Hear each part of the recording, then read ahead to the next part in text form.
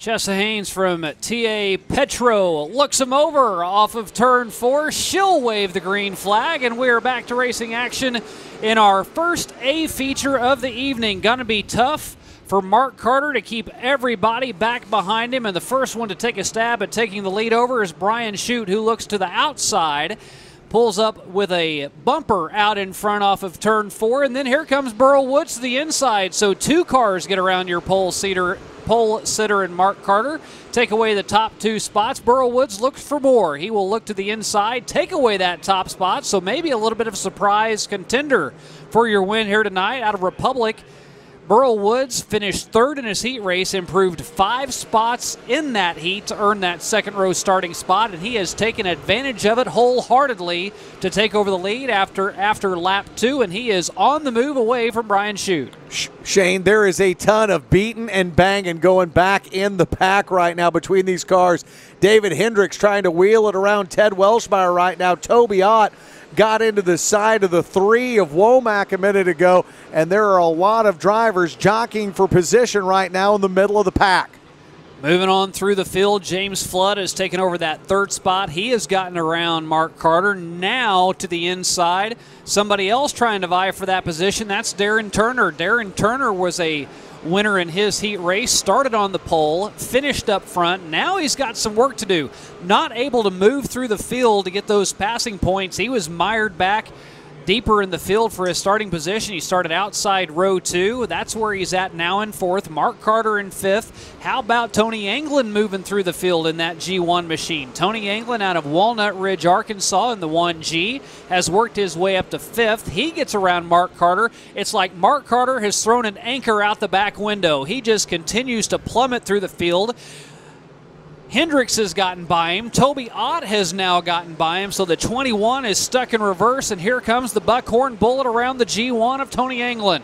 Anglin, your defending Big Buck 50 champ, trying to work his way through the field, but he has got 2 bad race cars running right with him with Toby Ott and David Hendricks as they continue to give chase. But right now it's all about Burl Woods running away from the field, almost a 2-second lead on James Flood from 1st to 2nd as the car. Just taking him a few laps to get going, but watch Burl Woods see the green flag first. Flood will fall right behind him, stay on that low groove. The only one really testing the waters up top are the 2 cousins in Brian Shute and David Hendricks. Toby Ott, what a run for him. He splits the wicket.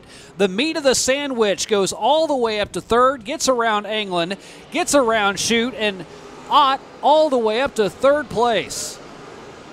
Toby Ott was a dominating driver with a dominating car in 2017. Has not found the success that he had a year ago, but a win here on the next to last race of the season would go a long way to salvage what has been a rough season for the defending champ. He currently sits number 5 in the Big O Tire Street Stocks point standings. Well, in just the last few weeks, Toby Ott has improved 4 positions. He was almost out of the top 10 in the point standings. He is now up to 5th and only 8 points away from 4th. He's 3rd in the running order behind Flood.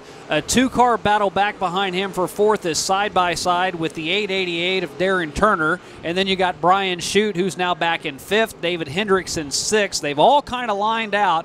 This time across, they'll be midway through, 10 laps down, 10 laps to go, and Burl Woods, who got out in front on the first lap, has stayed there throughout the first 10 laps. He was a half a second better at the line last time than the 42 of Flood.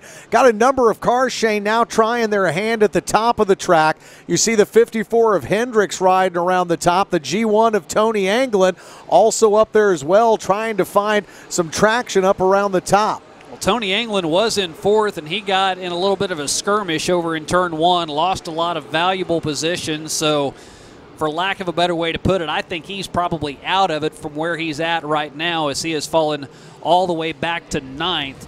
I think if you want a shot at this one, you got to be one of the top 3 or 4 cars right now, 12 laps in with 8 laps to go.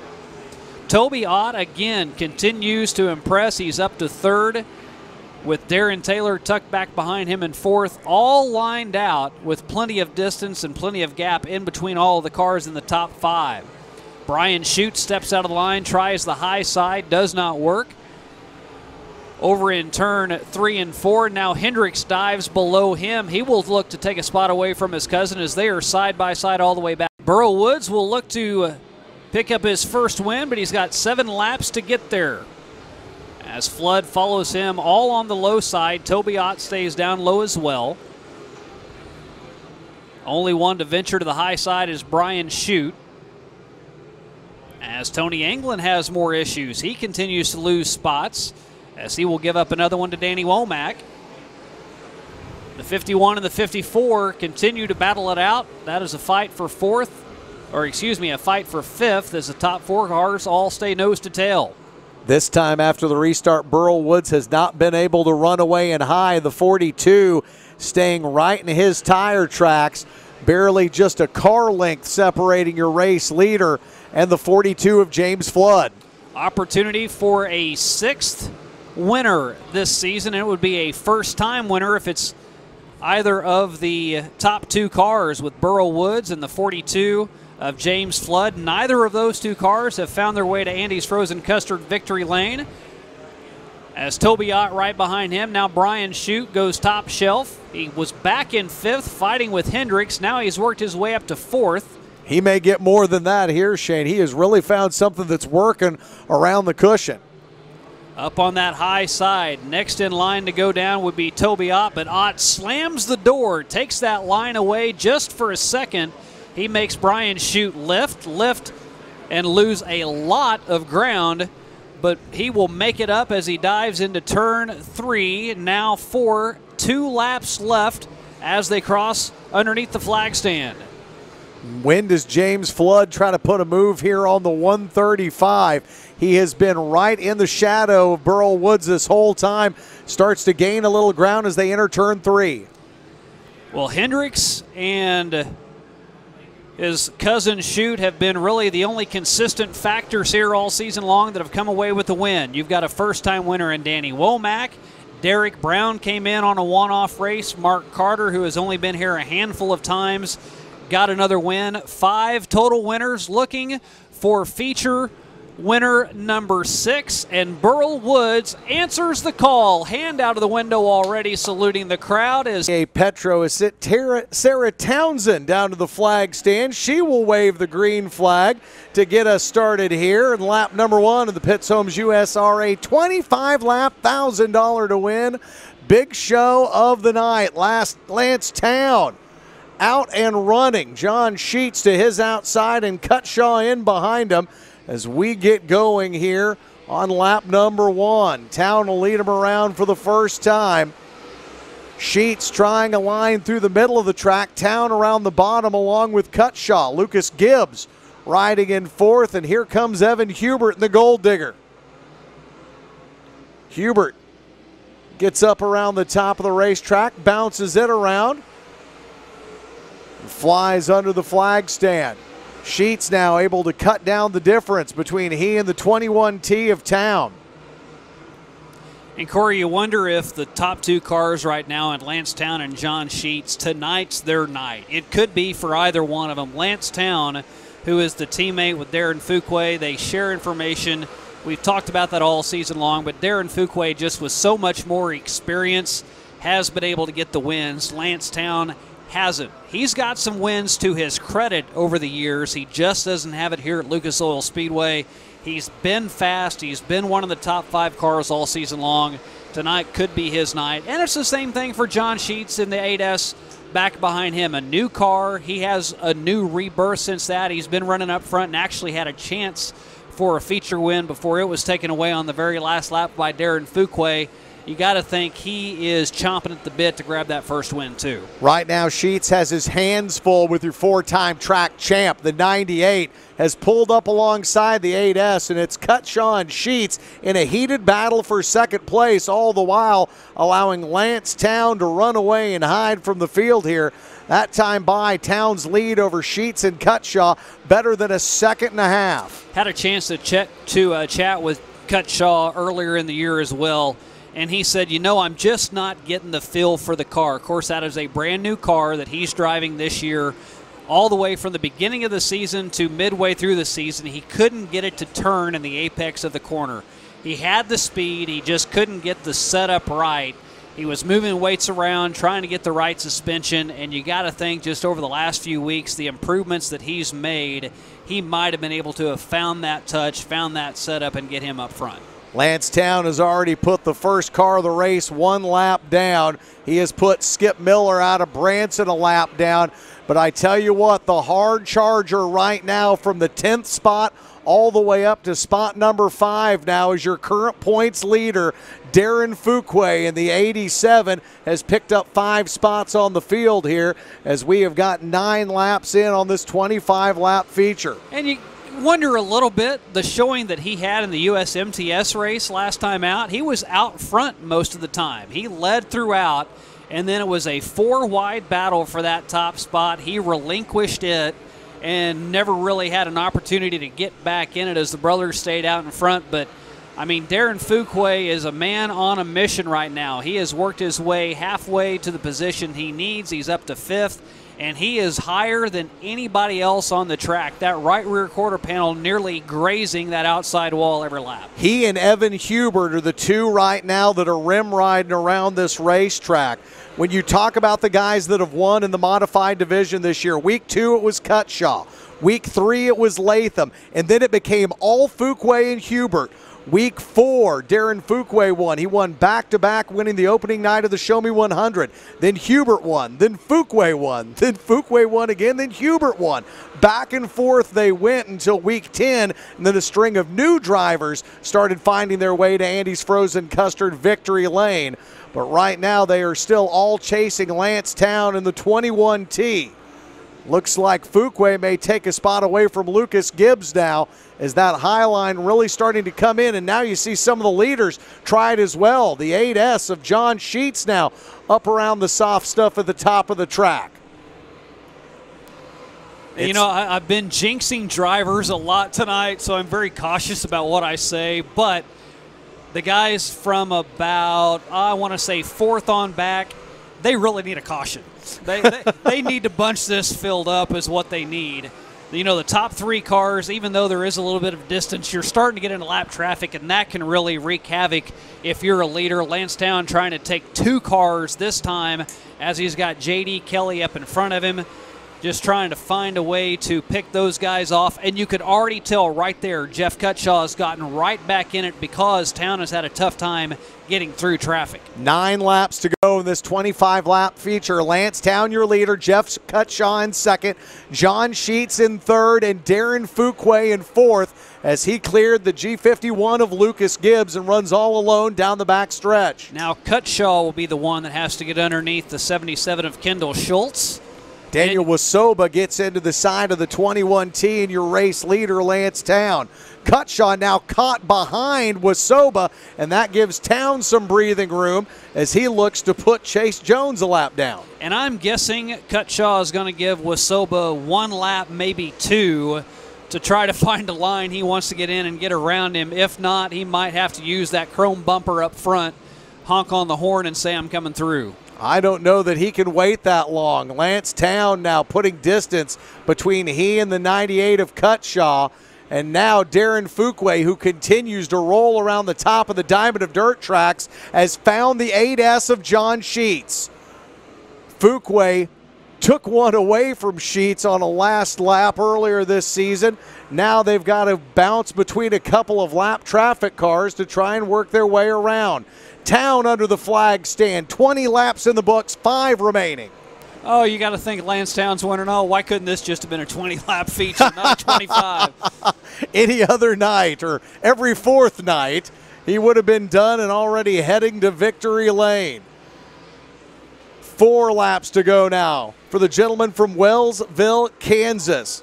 A great run for the man from Minnesota. Green flag up in the air. What do these 3 contenders have for your race leader, Lancetown? The first 4 cars line out. Gibbs falling in behind them. Hubert and Darren Fuqua continue to rim ride around the top of the Lucas Oil Speedway. And now John Sheets is going to try his hand moving up the track. Fuqua dive bombs to the bottom and comes right into the back of the 98 of Cutshaw. Great idea by John Sheets to go on the high side. He's getting up in a little bit of the tack. He's finding some breathing room to where he's not necessarily right by a car, and he has made up some distance, and he's going to be battling for the lead before you know it. It is a three-car battle. Sheets pulls alongside Town. Cutshaw was right on the back bumper of the 21T, and these three cars are going at it here as they come around through turn number 4. Town gets some breathing room. John Sheets now to the outside of him with just 2 laps remaining. John Sheets' best turn is coming out of turn 2 right there. He gets a great run. He's not quite as good in 3 and 4, so he's going to have to find some way to get alongside that 21T and take that spot away. The first 2 cars have not made their way to Andy's Frozen Custard Victory Lane in 2018 here at the Lucas Oil Speedway. Who's it going to be? The 8, the 21, Sheets on the high side. Town to the bottom of the track as they come off of turn number 4. The checkered flag is in the air, and the Super 8 is going to make it to the line first. John Sheets. Outside the pole, Scott Surfland from TA Petro will wave the green flag in the air, and Will Vaught and Aaron Poe will go flying off into turn 1, and Will Vaught will ride the high side, look for a little bit of momentum and have that as he will get around the 45 of Aaron Poe, and he will set sail as they're 3 wide back behind him, fighting for second. Coming out of the melee is Caden Cornell. He's got 3rd. John Benning now in 4th will line out as the rest of the field starts to get single file back behind them as Benning's in 4th. 5th is Cody Holtkamp, and Josh Poe rounds out your top 6. What a great start for Will Vaught. You can see that rocket chassis rolling through turns 1 and 2. Aaron Poe started on the point, and it only took about a half a lap before that 72 got up to speed and started flying around the Lucas Oil Speedway. Back deeper in the field, you have 2 of your hot shoes in this class and here at this track with Johnny Finewald nose to tail with Aaron Morant. Morant on the high side, Finewald in the middle groove. They've got Larry Ferris to the inside trying to clear him as they stay single file all ahead of that group, fighting back in 7th, 8th, and 9th. Remember how important positions are here tonight in determining a track champion. The difference in points between Aaron Morant and Johnny Finewald is 5. 5 points. That's it. That's all that separates the 1X and the 21 of the Flash. Okay, go one further back. Caden Cornell, 20 points back. He sits 3rd. He's 20 points back, and right now he has a good solid 5 positions over Johnny Finewald. So by the time this is all said and done, if nothing really hashes out back further in the field, you could be looking at 3 cars all within just a handful of points going into next week. Why does this keep happening? I was told there would be no math. Oh, yeah, there is math in racing, believe it or not. I'm going to ask Marilyn to help. We need a calculator. Still out in front, Will Vaught having no issues at all as he has a half a second advantage. Just continues to gap Aaron Poe. Caden Cornell another second behind him in 3rd. Tell you what, though, Shane, Poe has really closed the difference now. A great run down the backstretch, and he's got his nose under the 72 as they wheel off of turn 4. Will to Will, Poe to the inside, Vaught to the outside. Bad news is there is lapped traffic up ahead of him. Jimmy Job, the first one to go a lap down, is Vaught on the high side. The caution will come out. Anybody up in that top 4 or 5 has a chance to win this one, and Aaron Poe will step down on the noisemaker, lead him off into turn 1, and start to put a little bit of a distance right away between he and Will Vaught. Caden Cornell, he will go to the high side, tries to make that cushion work up top. Goes to the high side in 1 and 2, then stays middle of the track in 3 and 4, and he's got to run. He'll get around the 72 of Will Vaught as they cross the line. See if he can make that line stick. Well, he's going to make a run on Poe now, but it reminds me of the Show Me 100 weekend. Caden Cornell told us that he kept trying to learn things from the other drivers all weekend, and the driver he kept coming back to that said was giving him the most pointers, he currently just passed in the 72 in Will Vaught. Past the 72, now he's looking to pass the 45 of Aaron Poe. Got right up behind him. Going into the entry in turn 3, Poe goes low, Cornell goes high. They're side by side at the stripe. Cornell will squeeze him down to the inside, look for a little bit of a run off that top side, have it, and take that spot away down the backstretch. And Will Vaught, Shane, is flying around the top of the track now. That pass by Cornell has altered the 72's line, and he found something that's working around the top of the track through 1 and 2. Remember, we told you a few weeks back, Caden Cornell, it was that old car, new car scenario. Well, the new car that he had been running broke the other day. He is back in the car that he won with a month ago. So Cornell out in front. The rocket ship he has just continues to roll down the backstretch. Now Vaught just flies past the 45 of Aaron Poe. Vaught's the man on the mission now with 7 to go. Vaught takes that second spot away. A good 5 car lengths behind Caden Cornell. He has found that tack up top. That's the same line Caden Cornell is working. With 6 laps left, you're going to get caught up with lap traffic by the time it's all said and done. So how well Cornell can navigate through that lap traffic with 5 laps to go is going to be the big key. The bad news is that lap traffic is all racing for position. They're 2 and 3 wide up in front of him. Caden Cornell, who had to this week start navigating the hallways of Willard High School for the start of his senior season, is now going to have to try and work his way around Jimmy Job and a couple other cars, all the while trying to keep the bad race car of Will Vaught behind him, and he's starting to pick them off one at a time, Shane. The first couple of cars gave him the respect that he needed. They went low, let Cornell go high. Now Cornell will have to change his line in an attempt to get around John Willard. He'll do that, and now 2 cars sit between he and Will Vaught 2 more times around as they cross underneath the finish line this time. Well, this is where a driver earns their money, man, but it's not going to be easy.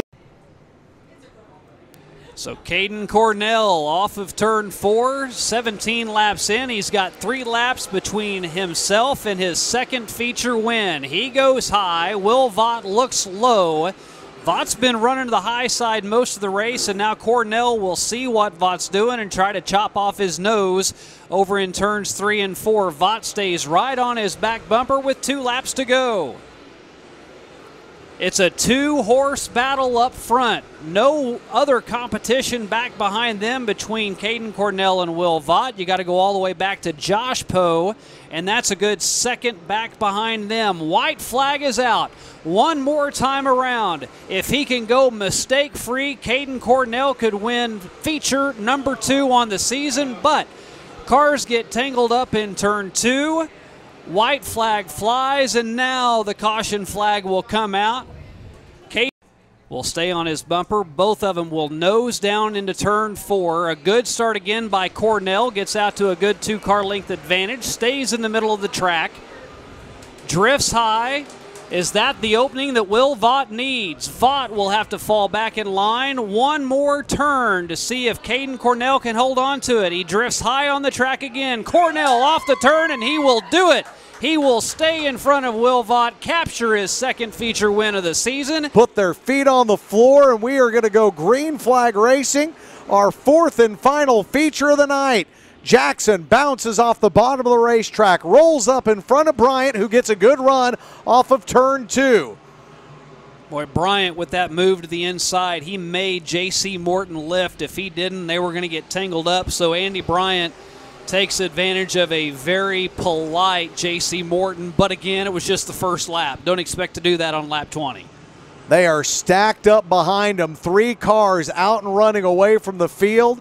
And then they are 2 by 2 and 3 across here in turn number 4 at points, as now Morton pulls up alongside Andy Bryant. Bryant with 11 wins on the season. He won last week in I-35 of that Billy Moyer race car. 13th in the track points, 2nd in the national points race, and they have got a great battle for second place behind the 65 of Chris Jackson. Man on the move is the 00 of Taylor Moore. He has picked his way through the field. The two cars try to split your race leader as the green flag flies, and then Bryant and J.C. Morton fall back in line behind the 65. And look at Taylor Moore here on the restart, going right to the top of the track. Finds that cushion up front, and he will make it a 3-wide battle for second. There's 3 wide and a couple of spots behind them, Shane, as Moore tries to pull alongside the 28 of Andy Bryant.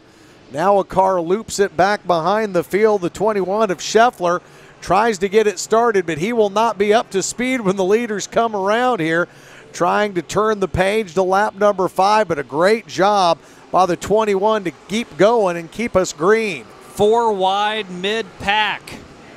Look at this, Striegel, Williams, the 91, and Newell. Now Striegel slides up the track. It's 4 wide again. Striegel will have to lift on the entry of turn 3. It is a packed house in the back of the field. As Chris Jackson continues to turn laps here. The last time by, he had almost a second advantage over J.C. Morton. And this right here goes to show how deep this B-Mod class is. Typically, you would already start to see cars single file throughout most of the race. For the most part, from about 5th on back, you're 2 wide all the way through the field. That just shows how deep this is.